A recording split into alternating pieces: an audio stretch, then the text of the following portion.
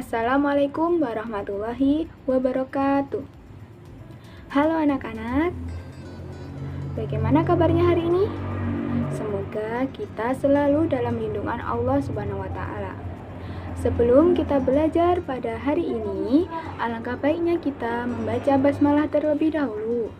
Bismillahirrahmanirrahim. Pada kesempatan kali ini, kita akan belajar sejarah kebudayaan Islam wafatnya Rasulullah SAW. Pada kesempatan yang lalu, kita sudah belajar tentang Fathu Makkah. Nah, setelah peristiwa Fathu Makkah ini, kaum kafir baik dari dalam Makkah maupun di sekitar Makkah, yaitu di Jazirah Arab, berbondong-bondong masuk agama Islam. Dan pada saat itu turunlah surat An-Nasr ayat 1-3 yang berbunyi, "Idza jaa nasrullahi wal fath wa ra'aitan nasa yadkhuluna fi dinillahi afwaja fasabbih bihamdi rabbika wastaghfiruh innahu kana tawwaba." Yang artinya, apabila telah datang pertolongan Allah dan kemenangan, dan engkau melihat manusia berbondong-bondong masuk agama Allah, maka bertasbihlah dengan menyebut nama Tuhanmu dan mohonlah ampunan kepadanya. Sungguh Dia Maha Penerima Taubat. Dengan turunnya ayat ini, umat Islam bergembira, namun sekaligus bersedih. Kenapa? Kenapa umat Islam bersedih? Karena ternyata ayat ini mengisyaratkan bahwa wafatnya Rasulullah SAW sudah dekat. Karena tugas Rasulullah sudah selesai. Maka pada tahun 8 Hijriah hingga 10 Hijriah, Rasulullah SAW menyebarkan agama Islam dengan cara mengirim delegasi ke penjuru kabilah Jazirah Arab. Kemudian pada tahun 10 Hijriah, Rasulullah bersama 100.000 umat Islam melakukan ibadah haji yang biasa disebut dengan Haji Wada atau Haji Perpisahan. Haji Wada ini merupakan haji terakhir yang dilakukan oleh Rasulullah. Pada pelaksanaan Haji Wada, Rasulullah berkhutbah. Dalam khutbah beliau, Rasulullah telah meletakkan dasar-dasar yang kuat bagi kehidupan berbangsa dan bernegara, yaitu yang pertama, persaudaraan Islam, persamaan derajat, dan permusyawaratan. Yang kedua, jaminan kehormatan jiwa, harta, kehormatan pribadi manusia. Yang ketiga, kewajiban memelihara dan menunaikan amanah. Yang keempat, keharusan membersihkan usaha dari riba. Dan yang terakhir yaitu penetapan hak dan kewajiban yang merupakan timbal balik bagi suami istri. Nah, kelima pesan ini merupakan tanggung jawab bagi umat Islam untuk melaksanakannya, termasuk kita semua. Setelah Rasulullah melakukan Haji Wada, turunlah surat Al-Maidah ayat ketiga yang berbunyi, "Al-yauma akmaltu lakum dinakum wa atmamtu alaikum nikmati wa raditu lakumul Islam madina." Yang artinya, pada hari ini telah aku sempurnakan agamamu untukmu, dan telah aku cukupkan nikmatku bagimu, dan telah aku ridhoi Islam sebagai agamamu. Surat Al-Maidah ayat ketiga ini merupakan ayat terakhir yang turun dan menunjukkan tanda wafatnya Rasulullah SAW sudah dekat. Tanda agama Islam telah sempurna dan menunjukkan bahwa Al-Quran telah selesai. Nah, untuk bisa menambah pemahaman kita tentang bagaimana peristiwa wafatnya Rasulullah SAW, marilah kita menyimak video tentang bagaimana sih peristiwa wafatnya Rasulullah SAW. Berikut videonya.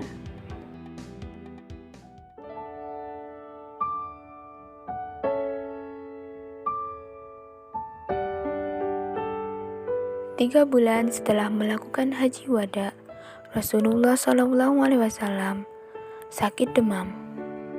Beliau sakit selama 14 hari. Saat demamnya bertambah tinggi, Rasulullah SAW tidak mampu menjadi imam sholat di masjid. 3 kali beliau hendak mengimami sholat, namun beliau pingsan. Karenanya, beliau meminta sahabat Abu Bakar menggantikan beliau menjadi imam sholat. Pada suatu hari, Rasulullah SAW mengetahui bahwa kaum muslimin berkumpul di masjid, mencemaskan dan berduka atas sakitnya Rasulullah SAW. Dengan dipapah sahabat Abbas dan Ali bin Abi Thalib, Nabi menemui mereka. Nabi duduk di atas mimbar, anak tangga yang pertama, lalu beliau berpidato. Wahai manusia, saya mendengar bahwa kalian semua cemas apabila nabimu meninggal dunia. Pernahkah ada seorang nabi yang akan dapat hidup selama-lamanya? Saya akan menemui Tuhan, dan kamu sekalian akan menyusulku. Kemudian Nabi mempercayakan kaum Ansor kepada Muhajirin, dan sebaliknya menyerahkan kaum Muhajirin kepada kaum Ansor. Ini adalah pesan menjaga persaudaraan dan persatuan di antara para sahabat. Menjelang akhir hayatnya, Rasulullah SAW berwasiat agar berpegang teguh kepada Al-Quran dan hadis. Beliau kemudian mengucapkan, umatku, umatku, umatku. As-sholah, as-sholah, as-sholah. Ini menunjukkan cintanya beliau kepada umatnya.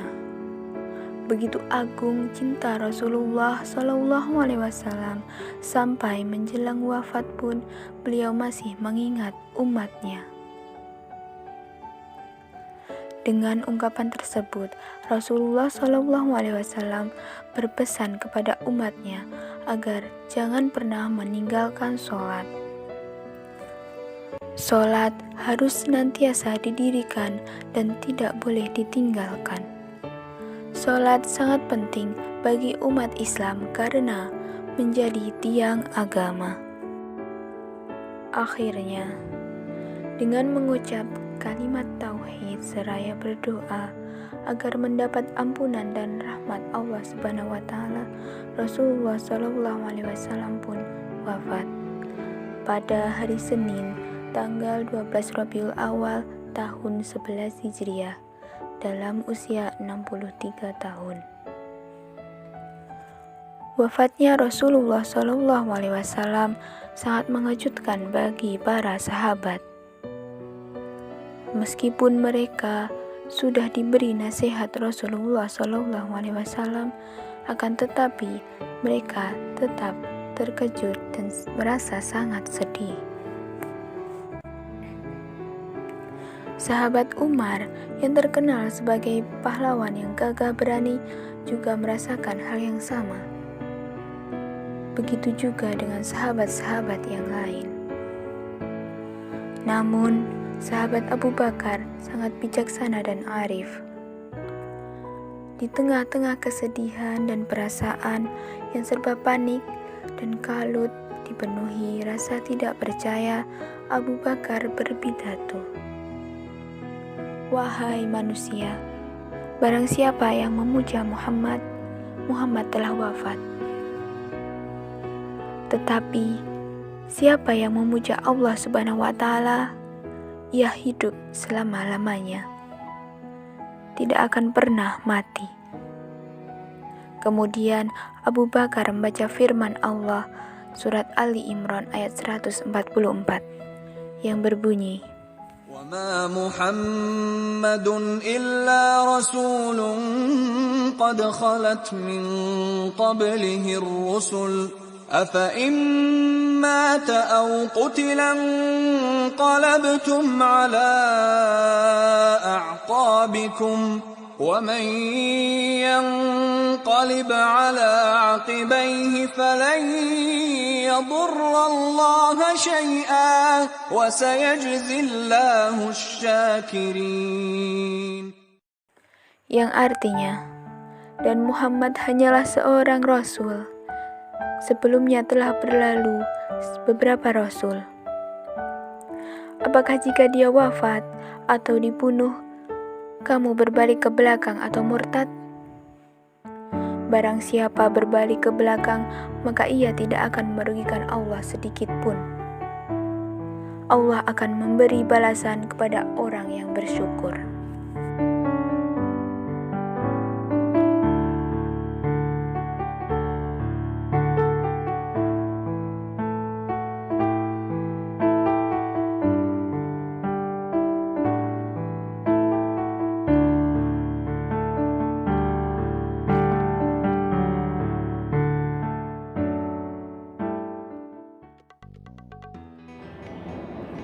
Nah, dari video tadi, apa sih yang kita pelajari? Apa sih yang kita dapat? Kita bisa mengetahui bahwa bagaimana cintanya Rasulullah SAW kepada umatnya. Bahkan di akhir hayatnya beliau masih mengingat bagaimana nasib umatnya kelak. Dan beliau memberikan pesan-pesan kepada umatnya, yaitu untuk tetap menunaikan sholat. Karena sholat adalah tiang agama.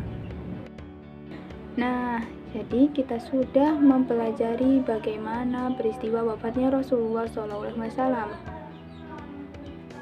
Sekarang, diskusikanlah bagaimana peristiwa wafatnya Rasulullah SAW.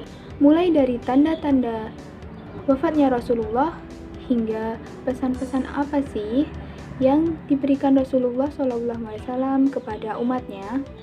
Silahkan dikerjakan di buku tulis. Selamat belajar anak-anak. Tetap semangat menjalani aktivitas sehari-hari termasuk belajar. Nah, sekian pembelajaran pada hari ini.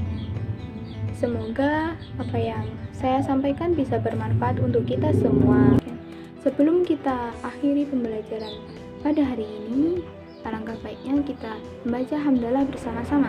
Alhamdulillahirabbil alamin.